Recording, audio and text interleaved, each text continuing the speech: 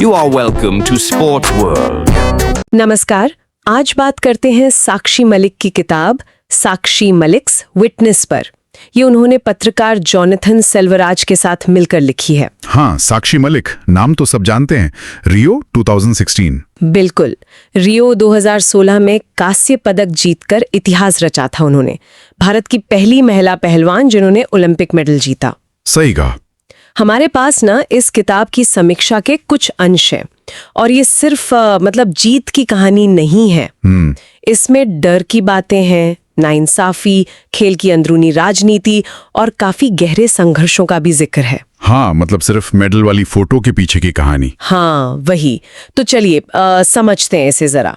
ये सिर्फ एक मेडल की कहानी नहीं है, बल्कि उस रास्ते की कहानी है जहां हर कदम पर आप कह सकती हैं चुनौतियां थीं। किताब की शुरुआत होती है उनके बचपन से। हरियाणा का वो माहौल सोचिए जहां लड़कियों का कुश्ती में आना ही मतलब एक अजूबा सा था। हाँ, बिल्कुल।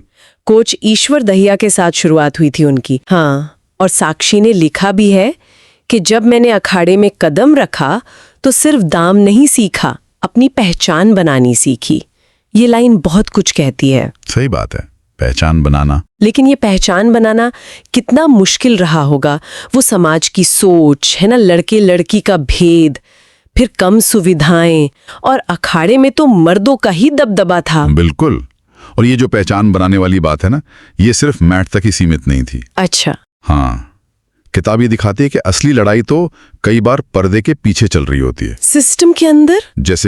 जैसे खेल संघों की राजनीति, खिलाड़ियों को कैसे चुना जाता है, उसका तरीका, ये सब एक खिलाड़ी के दिमाग पर बहुत असर डालता है। हाँ, ये तो है। साक्षी ने कहा भी है ना कि कभी कभी लड़ाई केवल अखाड़े में नहीं होती, बाहर भी करनी पड़ती है।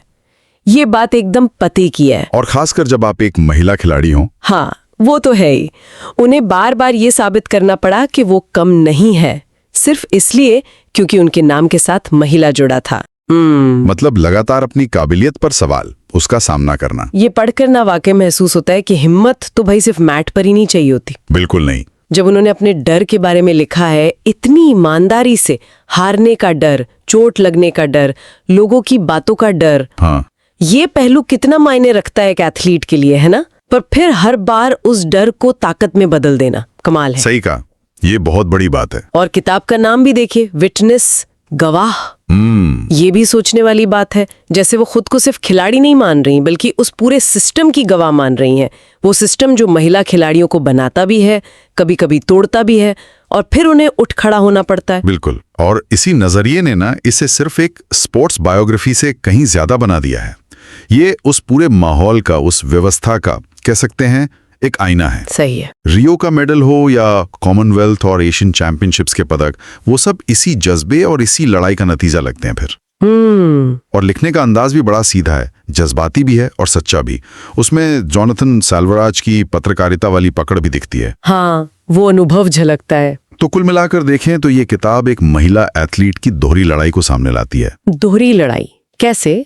एक तो मैट पर सामने वाले पहलवान से, वो तो है ही, और दूसरी लड़ाई मैट के बाहर, समाज से, सिस्टम से। हाँ, ये बात तो है।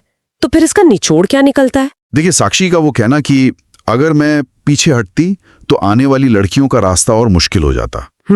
ये बात सोचने पर मजबूर करती है कि जब कोई अपने संघर्षों का गवाह बनता है, तो क्या ये अनजाने में दूसरों के लिए रास्ता आसान करने की एक जिम्मेदारी भी बन जाती है?